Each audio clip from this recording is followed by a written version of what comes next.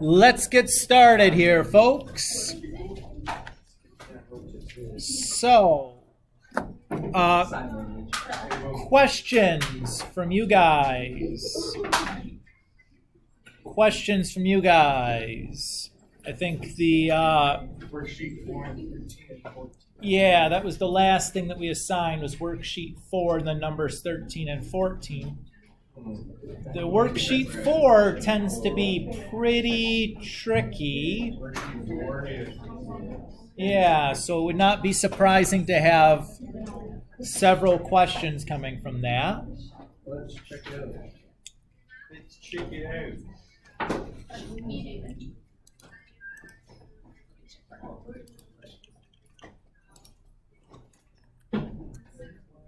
I'm feeling number 4. Would be a one to help out. You want to talk about number 4? Yes, please.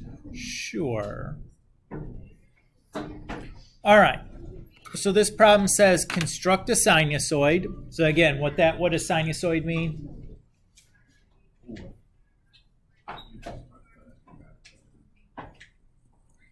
It means we want to write an equation like this or like this. That's all we mean by construct a sinusoid. Does it matter which version we write, the sine or cosine one? It says sinusoid. Nope, it doesn't matter which one, unless it tells you specifically. So sinusoid means one or the other. Okay, doesn't necessarily mean a sine function. Everybody okay? Kind of refreshing? All right, so to be able to do this, we need to figure out the values for A, C, H, and K.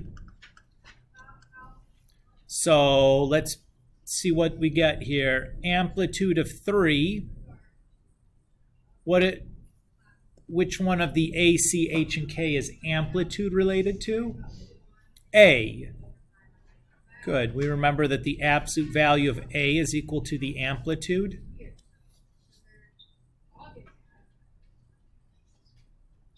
So we know that 3 is the absolute value of A.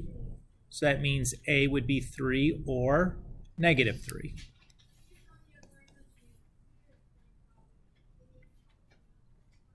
Everybody's okay with that?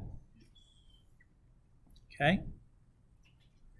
We're told the period is 5. Which of the A, C, H, or K is the period related to?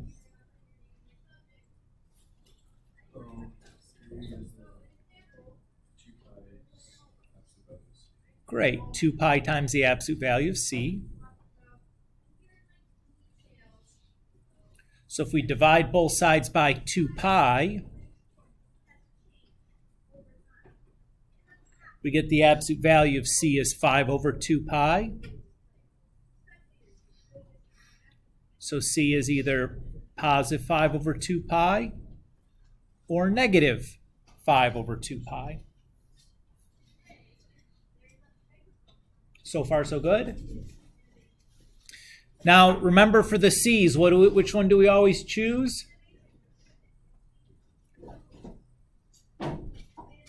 We're always going to elect to choose C to be positive.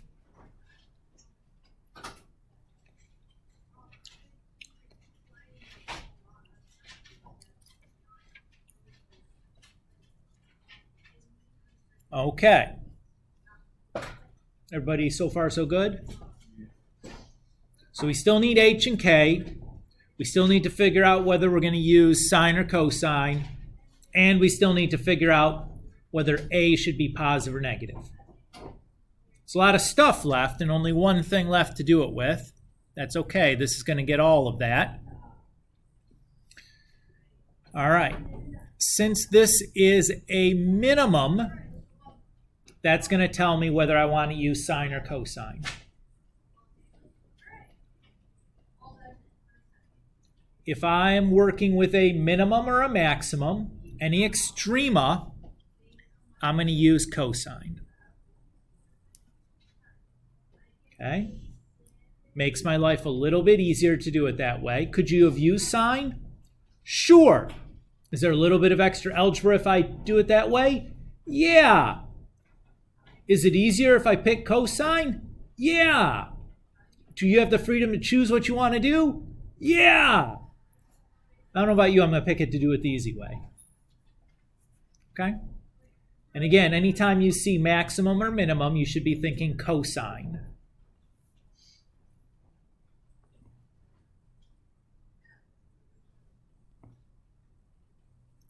So if I go to the parent function for cosine, if I look at my list that we'd given you guys before, we're going to be picking from the cosine points. And the point that I'm going to use from there is 0, 1, which is a maximum. Now, when I do this process that I'm about to do, I can match up an extreme point to an extreme point. So if I have a max or min, I can take it to another max or min. Or if I have a midline point, I can match that up with another midline point. But you cannot match midline point to extreme point or vice versa. Is that okay with everybody? All right. So we're going to be using from the parent function the point 0, 1, which was a maximum.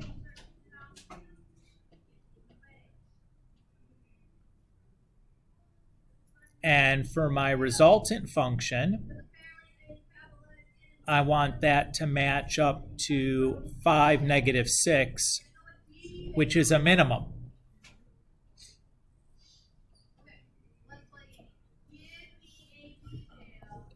Okay. Everybody so far so good on what I've done? So because I had a maximum and I'm going to match it to a minimum, that tells me that the sign for A needs to be negative.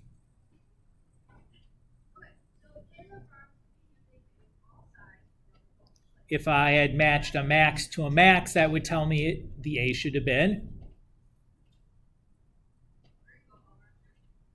positive. Everybody's okay with that? Okay. The next thing, because the x-coordinate for my parent function is 0, that means the x-coordinate for my resultant function is going to be my h.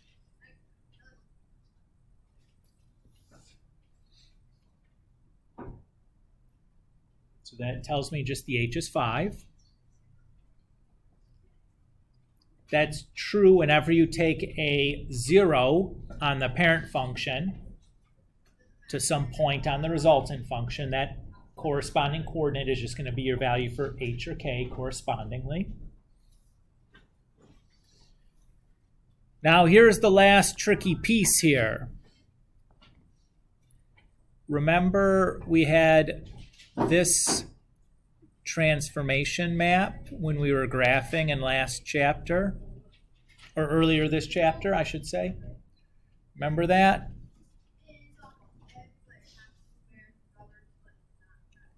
So what I'm doing, oh, that's supposed to be a y.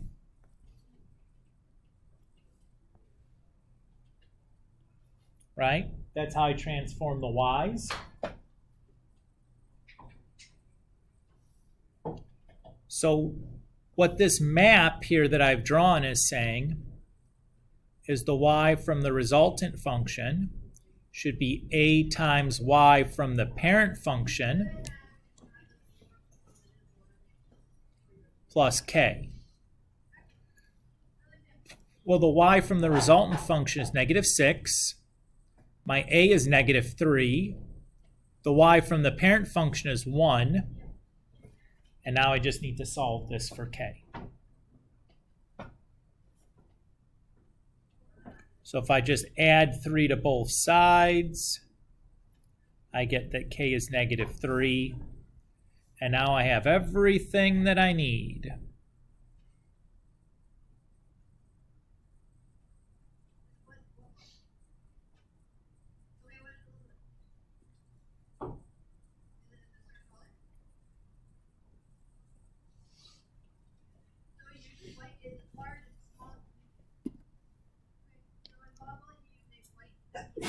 Bless you.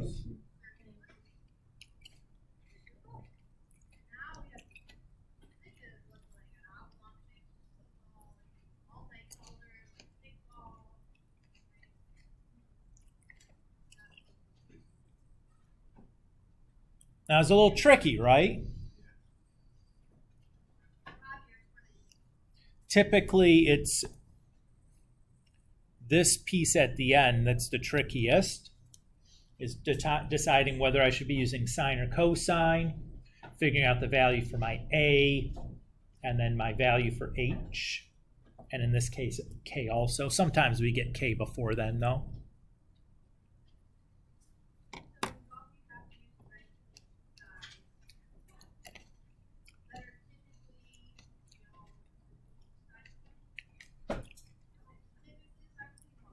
Should we do another? Sure. I'm happy to do another. Which one do you guys want to do? Number 2. Okay. So if I read number 2, it says construct a sinusoid with an amplitude of 12, a period of 8, and passing through the point 3,5. This is almost the exact same setup as number 4, right? What's the only difference? Yeah, you're not told what 3,5 has to be. Right? That's the only difference. You know what that means then? Is that we're free to choose where we want 3,5, or what kind of point we want 3,5 to be. Do you want it to be a maximum, a minimum, a midline point? What kind of midline point? We have 100% freedom to choose it to be whatever we want it to be. Okay? Everybody's good with that? You know what I'm going to choose, or what the easiest choice is? Yeah, you want to make it a midline point that goes to a maximum. So if we do that, just like before, the amplitude of 12 gives me that A should be 12 or negative 12. The period of 8 tells me that that's going to equal 2 pi absolute value C. So I know that C then is going to be 4 over pi or negative 4 over pi. But we're always going to pick it to be positive.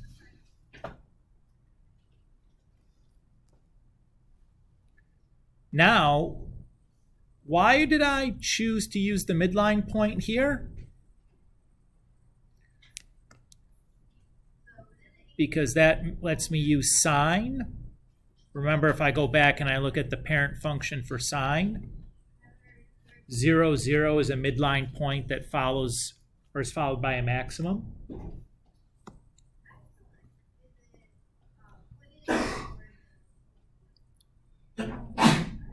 Bless you guys.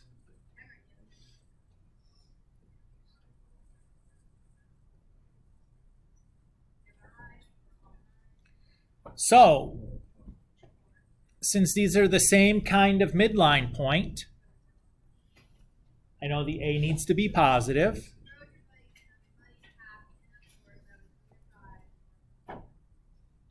Since the x-coordinate on my parent function is a 0, the x-coordinate for my resultant function should be my h. And because the y-coordinate on my parent function was a 0, the y-coordinate on my resultant function should be my k. And there's everything I need.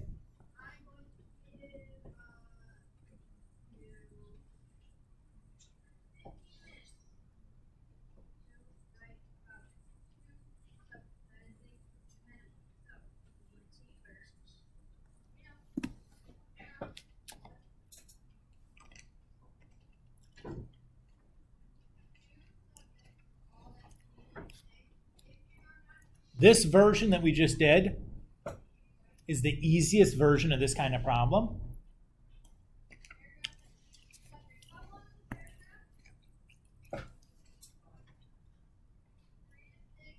Provided that we make that choice, right? When we're told that we can pick that point to be whatever we want it to be. If you pick it to be a midline point that's followed by a maximum, everything is really easy. The point just gives you the h and the k. The a just is positive, and we're all pretty donezoed.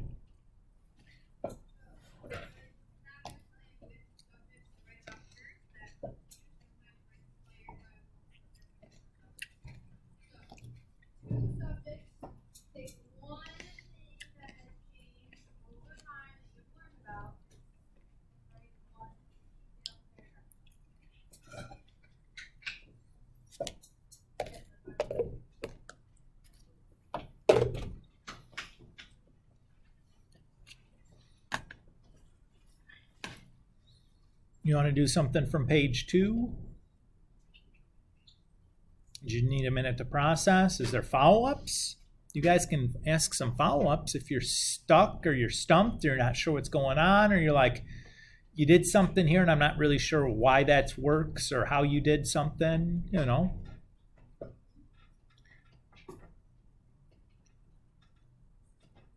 Okay. All right. If you change your mind, let me know. Let's pick one of these last 3 then. 6. Okie dokie. So if I read this one, this sounds very different, right? It says find the equation of a sinusoid function as a minimum value of 3, 0 and a maximum value of 23, 20. Very different than the previous problems. We're not told anything about the amplitude or the period. All we're given is 2 points and what kind of points they are, right? So what I think is often quite helpful is to start with a picture. So it says 3, 0 is a minimum. And it says 23, 20 is a maximum.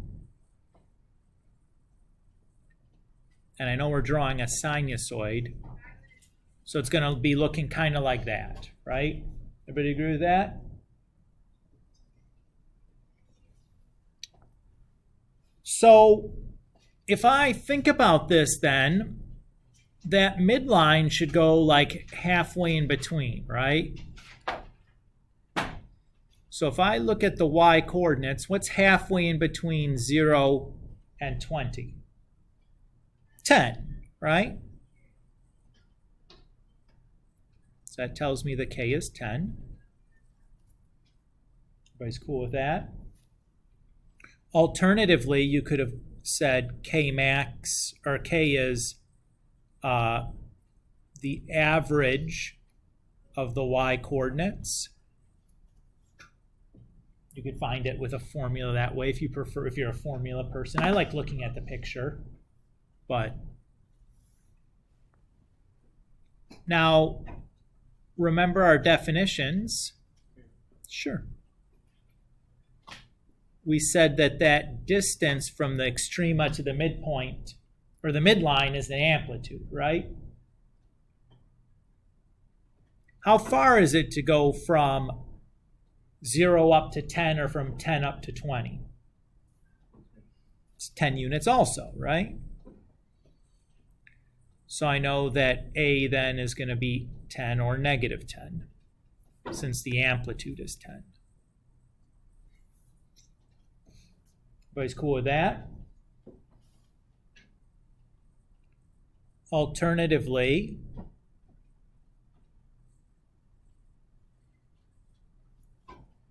you can calculate the amplitude by doing y max minus y min divided by 2. It's like the midpoint.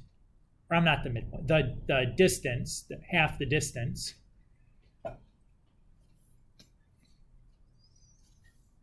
Is that okay with everybody? Okay. tends to be the trickiest piece here now is going to be getting the period correct.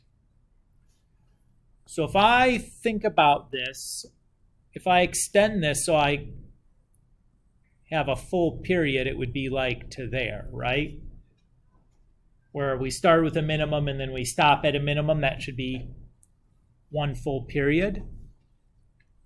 So how far is it from, or how much of a period do we have going from minimum to maximum there? Looks like half. You guys agree with that?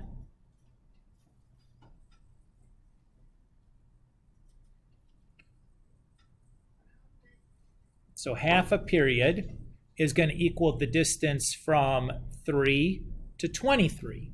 How far is that? 20 units, right? And remember that the period is 2 pi times the absolute value c.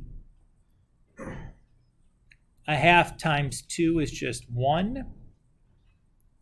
If I divide both sides by pi, I get 20 over pi or negative 20 over pi for c.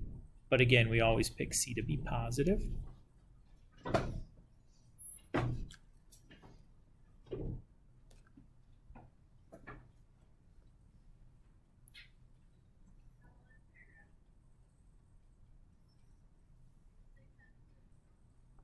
So far, so good? Sine or cosine? Which one should I pick? Cosine. Why? I got mins and maxes. Everybody cool with that? Okay. What point from the parent function do we pick if we're using cosine? Is 0, 1, which is a max or min. Do you remember? It's a max. You're right. And then which point from a resultant function do we want to use? Does it matter? No, not really. We can use either one. We'll get a different answer depending on which one we use, but both answers are fine.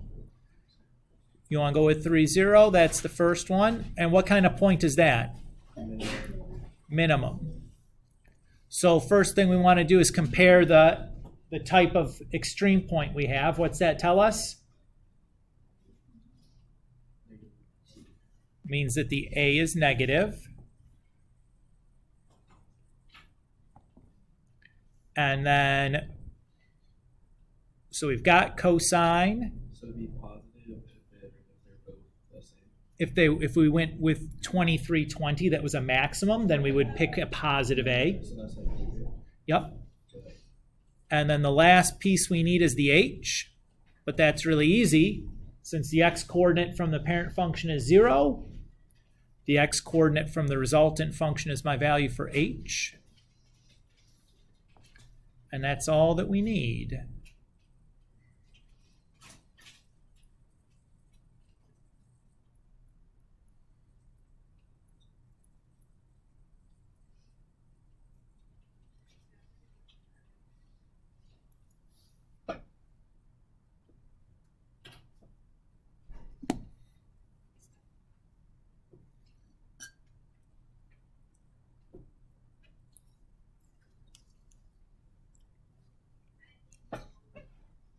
You guys should be able to do a problem set up each of these 3 ways. Okay, where I've given you a pair of maxes and mins. I've given you, period, amplitude, and a point that you need to go through. Or if I've given you period, amplitude, and specified the kind of point that you need to go through. Should be able to do it each of those 3 ways. But all the problems are ostensibly identical. All I can do is really change the numbers around. But those, go ahead. Sure.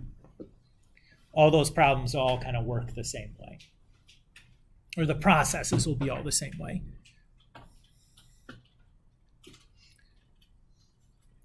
What do you guys think? Yeah. Yeah? Yeah. Okay. If you haven't done worksheet 4, definitely spend some time with it. Just don't copy the answers. I know the answer key is posted, but like spend some time, make sure you understand where the stuff on the answer key is coming from.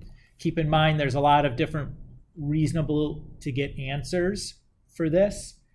I'm gonna, on the answer key, I list like several of the most common answers. Don't feel like you have to get all of them. You don't. If your answer is equivalent to one of them on there, you're fine. You did a good job.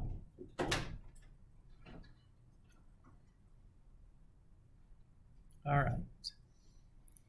right. You guys feel okay on this? Or at least okay for right now. We'll see when you sit down to do some more of it. Okay. Very good then. Let's go ahead then and start section 3.2.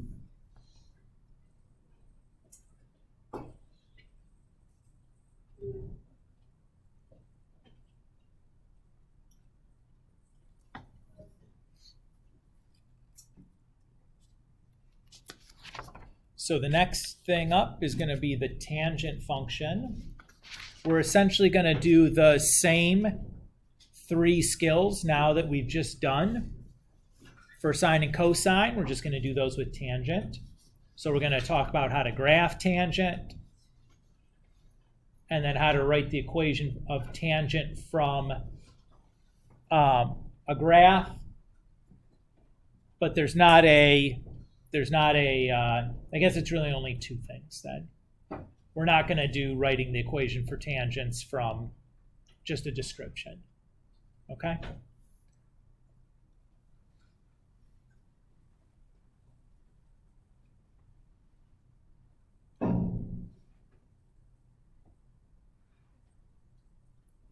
So let's start with graphing the tangent function.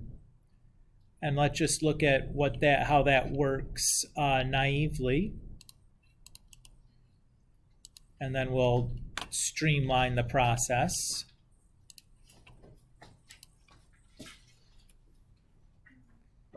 So remember that tangent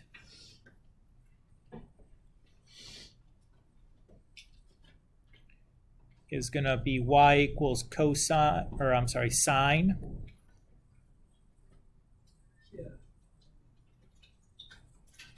over cosine. We talked about that way back in chapter 2. I don't know what I just...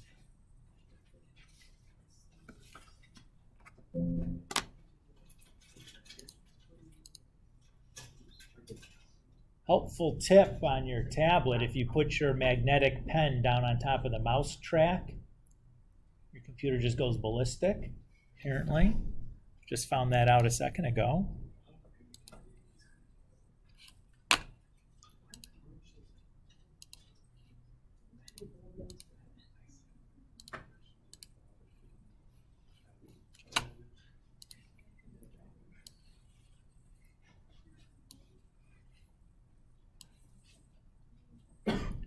All right, and just like we did before,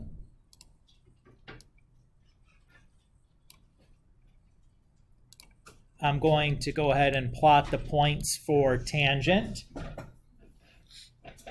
Okay, so we're just going to march around the unit circle doing this. Remember that tangent is sine over cosine, so that's going to be y over x. So at the 0 radian angle, tangent will be 0 over 1. 0 over 1 is just 0. At pi over 6, tangent is going to be 1/2 over 1/3. Or I'm sorry, over square root of 3 over 2, which is the same thing as 1 over the square root of 3. Which has a decimal is that, which one is that? Yeah, 0.577.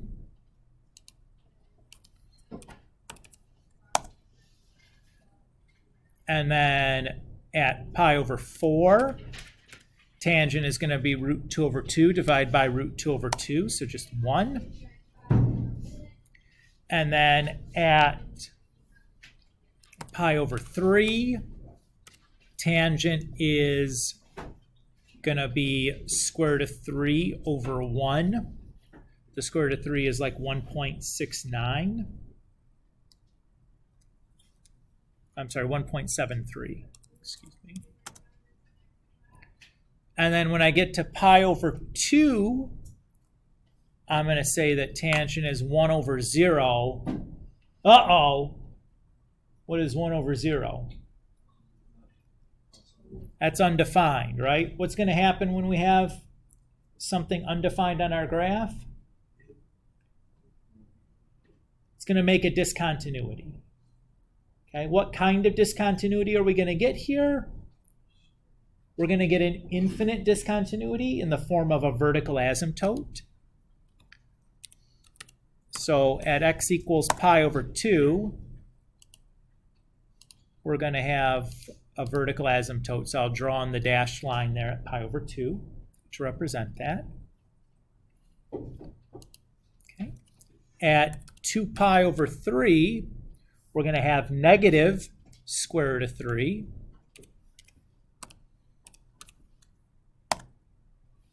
At 3 pi over 4, we're going to have negative 1. At 5 pi over 6, we're going to have negative 1 over the square root of 3, or negative 0.577. At pi, we're going to have 0 over negative 1, which is just 0. At 7 pi over 6, we're going to have negative 1 over negative root 3, which is just positive 0.577. At 5 pi over 4, we're going to have negative root 2 over 2 divided by negative root 2 over 2, which is positive 1.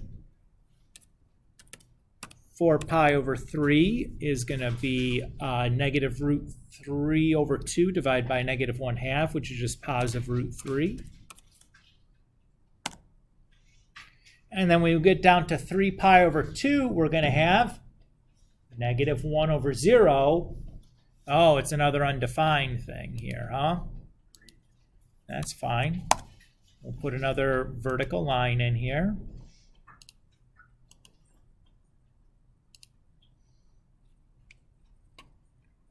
And then we'll keep going.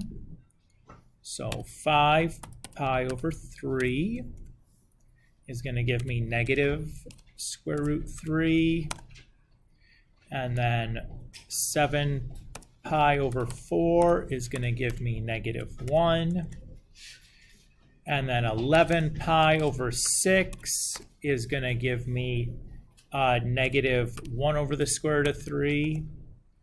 And then at 2 pi, we're going to be back to 0 again. Is everybody okay with what we're seeing here? Okay. So notice a couple of things here. Are we getting a wave? We're getting a little wave. We're getting periodic behavior, but it's not a wave where it's going up and down, up and down. We have these like infinite, yeah, we have a lot of vertical action going on. Okay. So that's one thing. This is not a sinusoid because it's not a wave, although it is periodic because we can see that it's the same graph over and over and over again, right? Everybody notice that? I also want to point out to you, say this section right here, going from the two asymptotes that we've drawn in, is going to be one period of my graph, right? That's like that's the shortest non-repeating section. You guys agree with that? That's going from pi over 2 to 3 pi over 2. What do you notice about that period? How long is pi over 2 to 3 pi over 2? Or from a half a pi to 1.5 pi?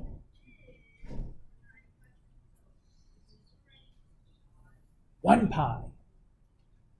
The fundamental period for tangent is less than that of sine and cosine. Okay. Interesting. Oh, let's drop that in there. We took all the time to make this, right?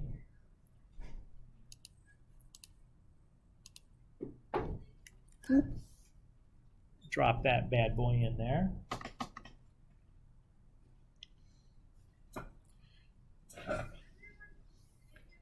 So, let's think about this then. This is for tangent.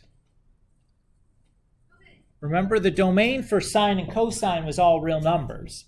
Is the domain for tangent also going to be all real numbers? No. Why not? We got all those stupid asymptotes all over the place, right? So the domain can't include the values at the asymptotes. Okay. So how are we going to represent that? We're not going to use interval notation to do this.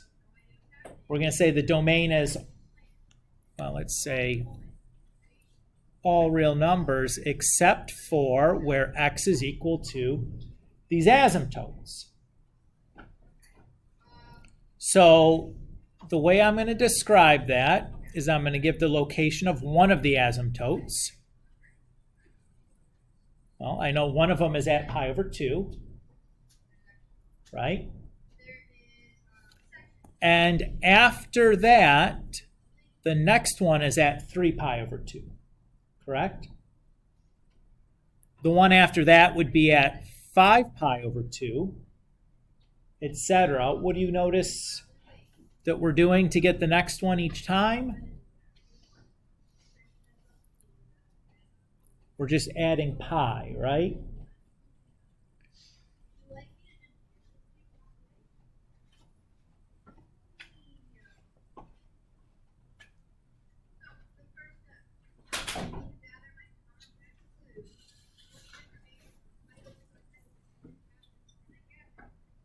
So anything that's a whole number multiple of, or pi over 2 plus a whole number multiple of pi is going to be another asymptote, right? If I had 1 pi or 2 pi or 3 pi, or if I had subtracted 1 pi or 2 pi or 3 pi, etc., all those will give me asymptotes. Everybody's cool with that? Notice, what are we really doing here? We're really giving the location of one asymptote and then saying everything that's coterminal to that. Since the period of tangent is only pi instead of 2 pi.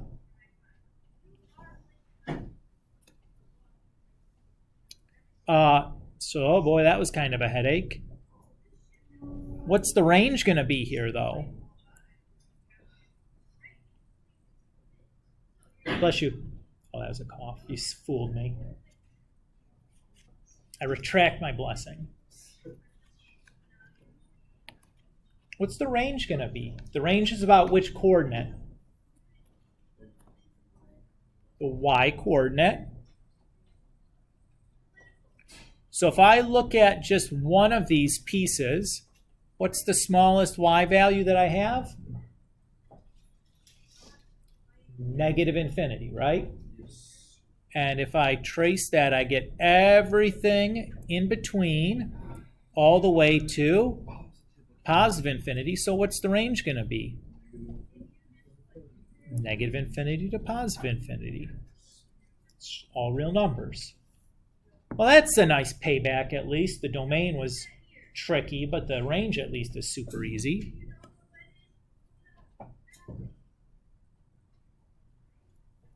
If I look at its symmetry, what type of symmetry do we have here?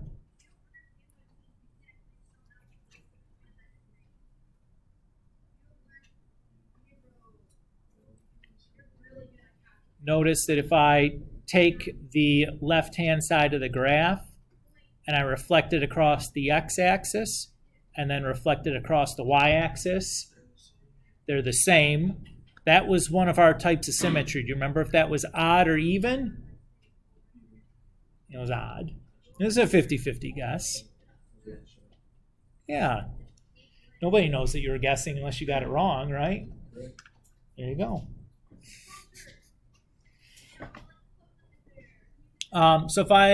Next thing let's talk about the midline and the period and the frequency. So if I look at this, where's the midline at? What's going to divide the graph in half?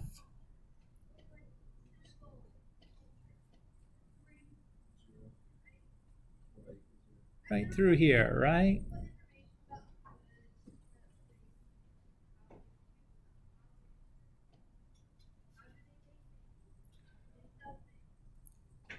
Asymptote to asymptote was the period. That was just pi. And as a result, what's the frequency going to be then? 1 over pi. Notice what haven't we talked about yet? When we talk about these features.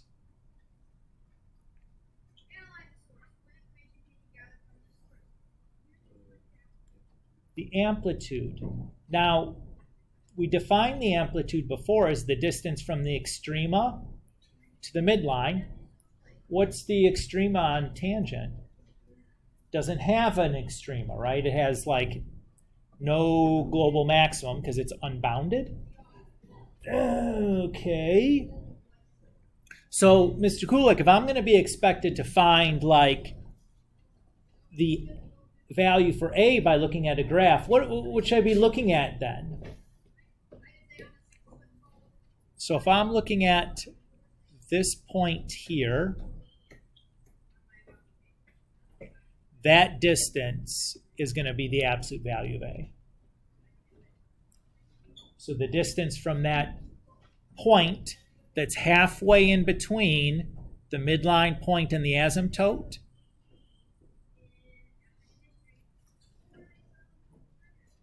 that distance back to the midline is going to be the same as our absolute value of A. That'll act like our amplitude. We'll talk about that again when we start looking at graphs.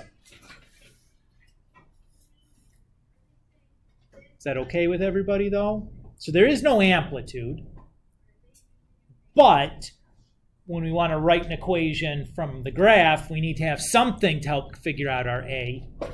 That's the point that we're going to be interested in, that one that's halfway in between the midline point and the asymptote.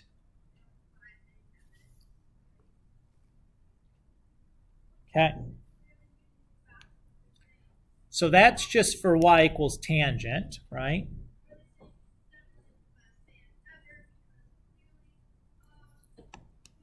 What if we want to talk about the general form?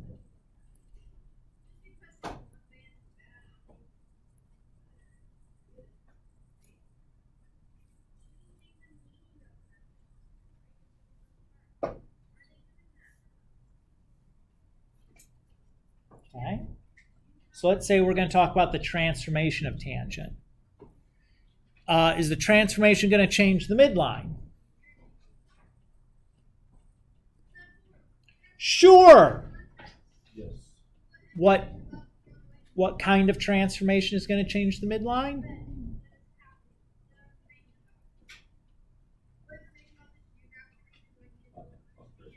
Shifting up or down. Exactly, which is controlled by k. So just like sine, cosine, and tangent, the midline is going to be y equals k. How about the period?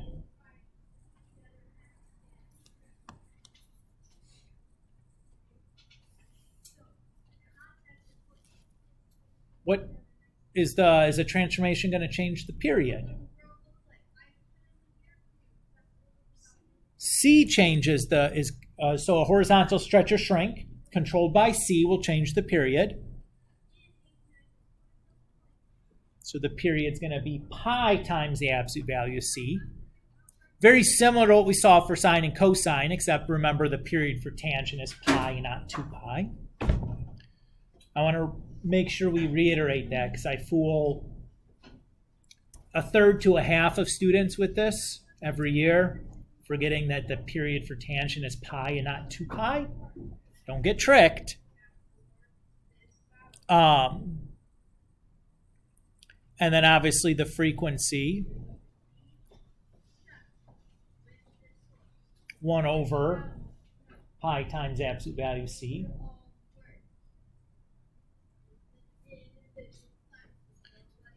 And the domain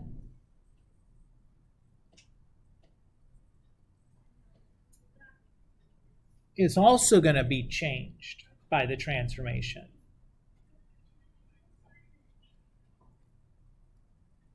Oh boy. So the location of the asymptote, that was the first thing we had, right? What's going to change the location of the asymptote?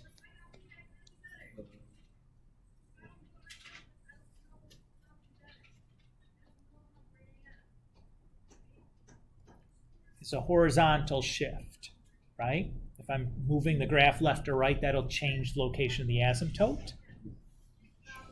So we'll have pi over 2 plus h. And now, remember when we wrote this, it was the asymptote and then every period after the asymptote, right? But the period could be changed also.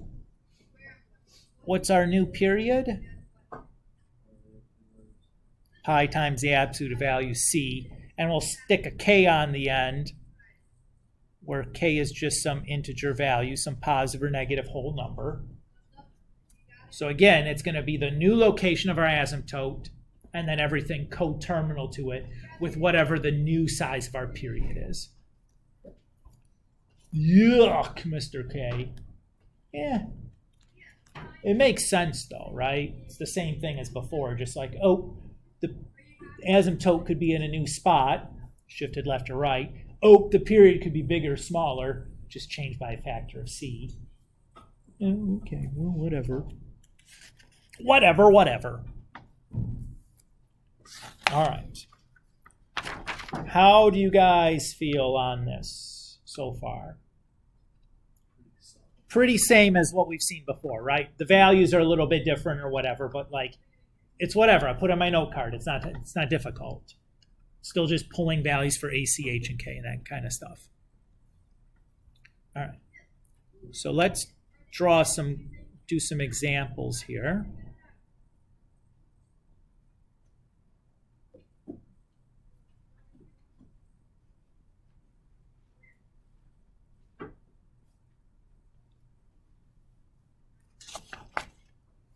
So let's say we want to do y equals tangent of 2x minus 1.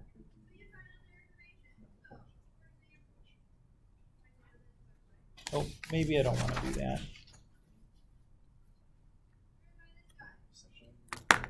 Yeah, I didn't mean, that's not the one I wanted to do. My apologies.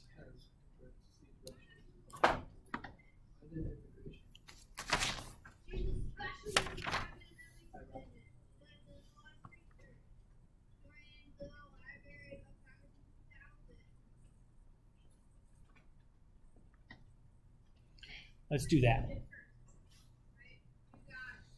All right, so we want to graph y equals negative tangent of x over 2.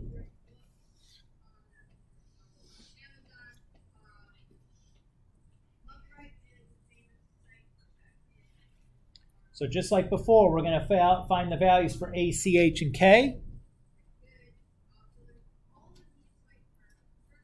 So if I go and I write this as, or in the general form, I'd write it this way. Everybody's cool with that? Just like we have done before. So my A is negative 1, my C is positive 2, H is 0, my K is 0. Everybody Everybody's solid there? So I'll go and write my transformation map then.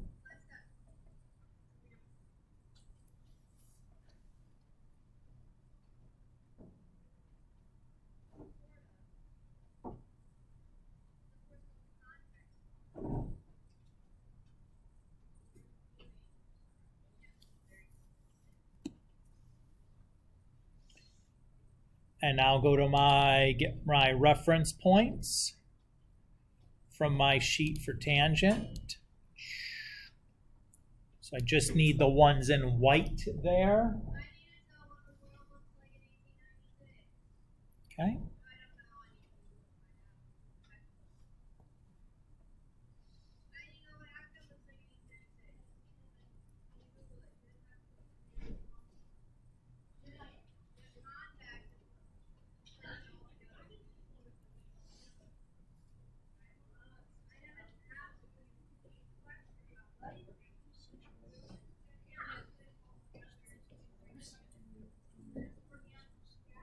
Okay, so what the heck does UND mean there, Mr. Kulik? I'm seeing that in the Y coordinate. What does UND stand for? Undefined. Oh, okay. All right, well, negative pi over 2 times 2 is just negative pi. And then what do I do if I do negative of undefined? What is negative of undefined? Dude, it's still just undefined, man. Oh, okay. Doesn't matter what you do to undefined, it's not going to make it not undefined, right? Oh, okay. So 2 times negative pi over 4 becomes negative pi over 2. And negative of negative 1 is positive 1. 2 times 0 is 0. Negative of 0 is still 0. 2 times positive pi over 4 is pi over 2. And negative of 1 is negative 1. 2 times pi over 2 is pi. Negative of undefined, still undefined.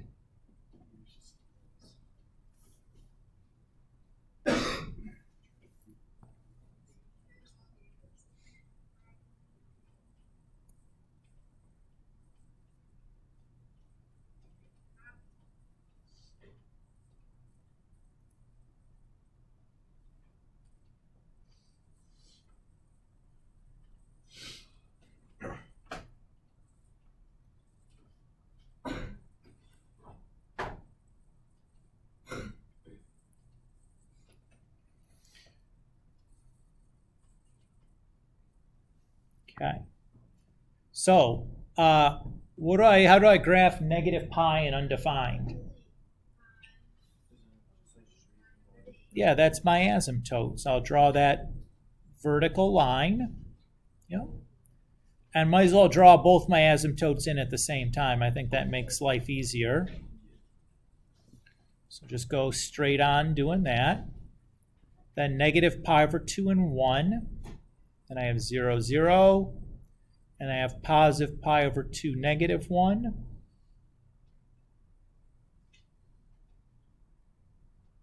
So I have something like that. Everybody's okay? Can you show the full x's? The x's?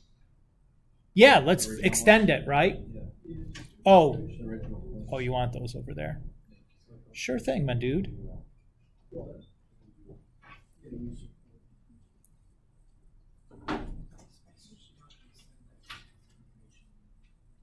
So I have that piece over there. I have this piece over here. If I extend, right?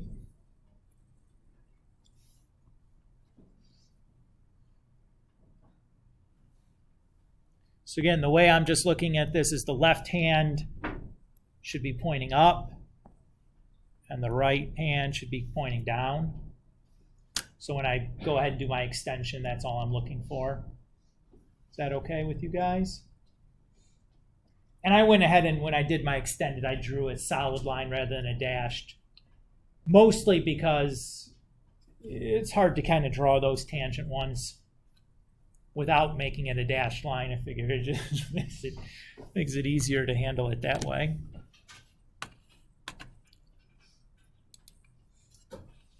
Oops.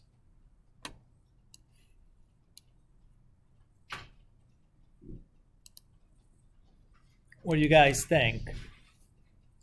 Hopefully that doesn't feel bad, right? That's basically the exact same process as before for sines and cosines. What's the only difference? You just had different key points, right? Which is not a tremendously big deal. Like, big dealness is rather low. Let's look at writing the equation from a graph.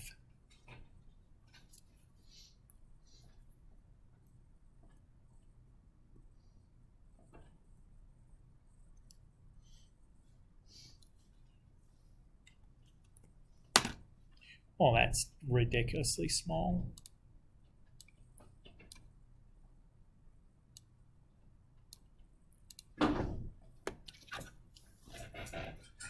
Okay. So here's an example of a graph of a tangent. We're just going to look to try to write the equation from this. Again, I'm going to do this almost the exact same way I did for sine and cosine. Almost the exact same. First thing I'm going to do is look for the midline. That appears to be the midline to me.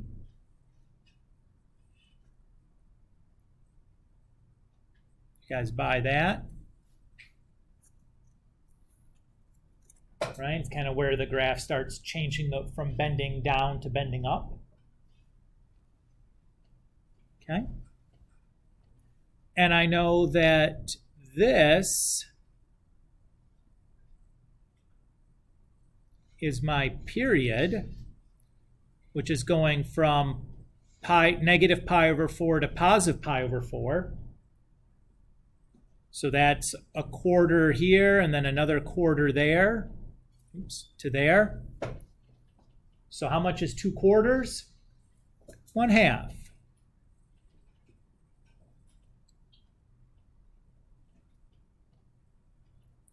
And I know the period is pi times c. Oh, don't forget about that. So c is just going to be 1/2 or negative 1/2. And just like before, we're always just going to choose the c to be positive. Just makes our life easier. Everybody's cool so far? Okay, let's find the value for a. So to do that, I'm going to take that point that's halfway in between our midline point and our asymptote. One of them anyways, it doesn't matter which one you pick. And I'm just going to look at the distance then. So what does that distance appear to be from -2 to -1? This is 1 unit. So we'll have to decide whether that a value is positive or negative in a moment.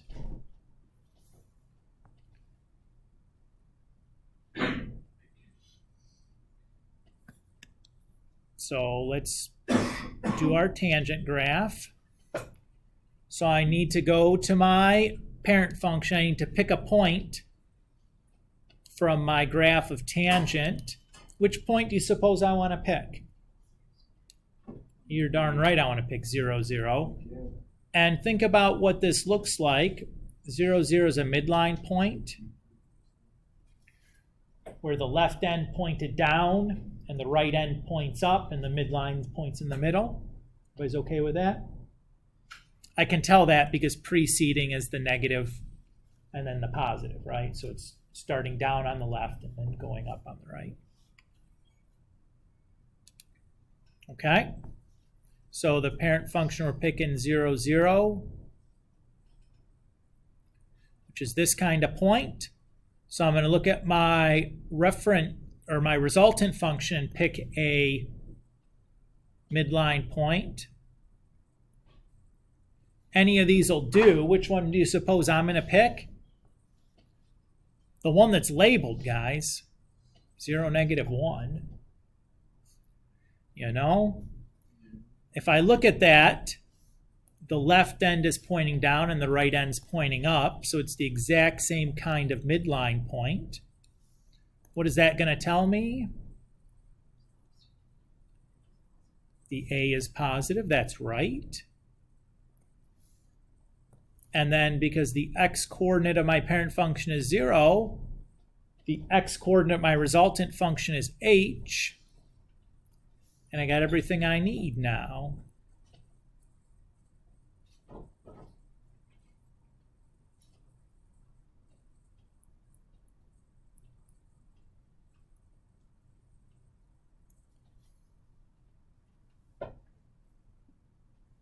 Well, let's do that. I'll put the h in there. Sure! You want to do one more of those? I got another one, I think, here. Yeah, I sure do. But again, is this really any different? Not really, right? It's all the exact same process. Yeah, there's some minor modifications because it's a different function. But that's okay, right? It's about as good as we could ask for.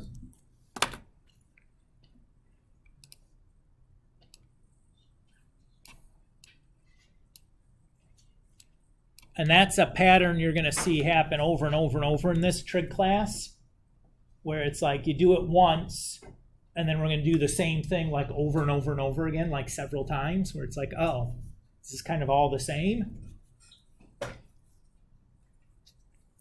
which is not too bad, right? I don't mind when it's just like the same process repurposed a different way. It's like that makes life easier. Okay, let's take a look at this bad mama jamma here. Let's see. First thing we want to do is locate our midline.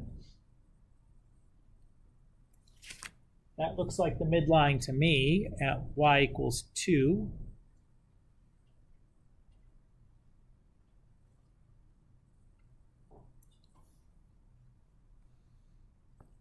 And then we'll do our period, which is here. Going from -pi to 0, how far was that? Pi. Oh, that's lovely, because what does that mean C is? Just 1 or -1. But again, we always pick the positive. Cool. All right. So next thing we're going to do is we're going to look at our value for A.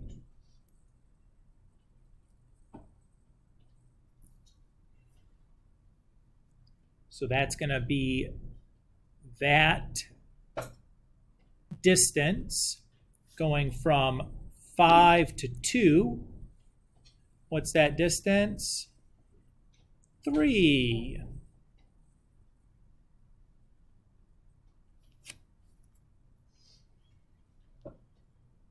So far, so good. All right. So we'll go ahead and pick our point from our parent function, which is nice because it's always going to be the same point because it's tangent. Again, I can pick whatever midline point I want, but like, goodness gracious, why wouldn't I pick the one that's labeled? But look at that kind of midline point that is. Notice it's the opposite kind of midline point. What is that telling me then? Yeah, I need the A to be negative. And then lastly, just since the x-coordinate of my parent function is 0, the x-coordinate of my resultant function is going to be my h. And all I'm left to do is plug some stuff in. It's cool. These are so fast. Well, when you already kind of know how to do it, it's really not so bad, right?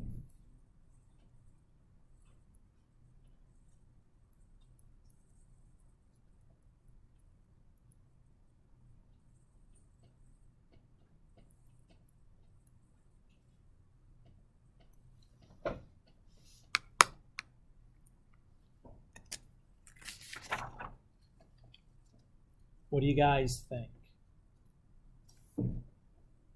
We can handle this, I think. We can handle this. All right.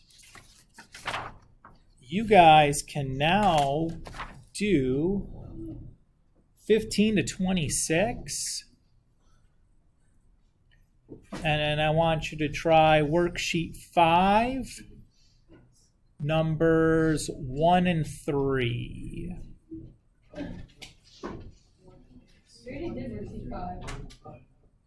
I meant 7, sorry. Thank you. Yeah, just numbers 1 and 3.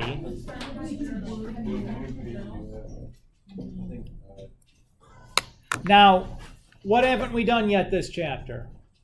We got a test. We haven't done a homework quiz yet. That might be a good thing for next time. We are going to have a test soon. This week? No. Oh, okay. So,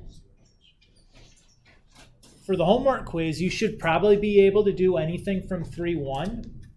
So graph, sine, cosine functions, be able to write the sine or cosine function from a graph or from a description. Okay? So you should be able to do those sorts of things. Nothing that we've done today would appear on the homework quiz. I didn't do my name. Everybody feel okay with that? Okay. Next time, we'll also have a Delta Math assignment that we'll spend some time working on in class. But we get to work on it in class. All right, we go home back. Right? Yeah. Okay. And then Friday, we'll do the review day and talk about the test and that stuff. And we'll do the test next week. Okay. This will be a good, important note sheet test, right?